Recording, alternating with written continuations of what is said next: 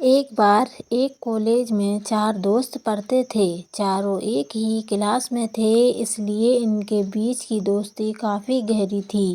ایک دن کالج میں اناؤنسمنٹ کی گئی کہ کچھ دن بعد آپ کا ایگزام لیا جائے گا، لیکن یہ بات یہ چاروں دوست بھول گئے اور ایگزام کی ایک رات پہلے یہ چاروں دوست پارٹی کے لیے باہر چلے گئے۔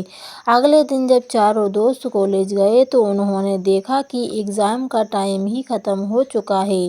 تب ان چاروں دوستوں نے ایک پلان بنایا اور کار کا آئل اپنے کپڑے پر لگایا اور اپنی پرنسپل کے کیبن میں جا کر پرنسپل سے کہا، ہماری کار کا ٹائر پنچر ہو گیا تھا، اس لیے ہم ایگزام نہیں دے پائے۔ پرنسپل نے کہا، ٹھیک ہے، تم کل کالج آنا، کل تمہارا ایگزام لے لیا جائے گا۔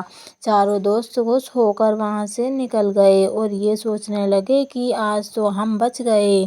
ان چاروں دوستوں نے رات بھر پڑھائی کی اور جب اگلے دن ایگزام دینے گئے تب ان سے کہا گیا کہ تم چاروں کا ایگزام الگ الگ کلاس میں لیا جائے گا۔ چاروں دوست الگ الگ کلاس میں جا کر بیٹھ گئے، لیکن جب ان کے ہاتھ میں کوسچن پیپر آیا تب ان کی آنکھیں کھلی کی کھلی رہ گئیں، کیونکہ کوسچن پیپر میں صرف ایک سوال لکھا تھا کہ کار کا کون سا ٹائر پنچر ہوا تھا۔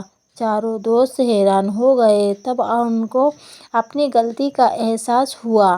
سیکھ: ہمیں کبھی جھوٹ نہیں بولنا چاہیے، کیونکہ اگر آپ جس سے جھوٹ بول رہے ہوں اور اس کو آپ کے جھوٹ کے بارے میں پتہ ہے تو آپ صرف اس کی نظروں میں ہی نہیں بلکہ اپنی نظروں میں بھی برے اور چھوٹے بن جاؤ گے۔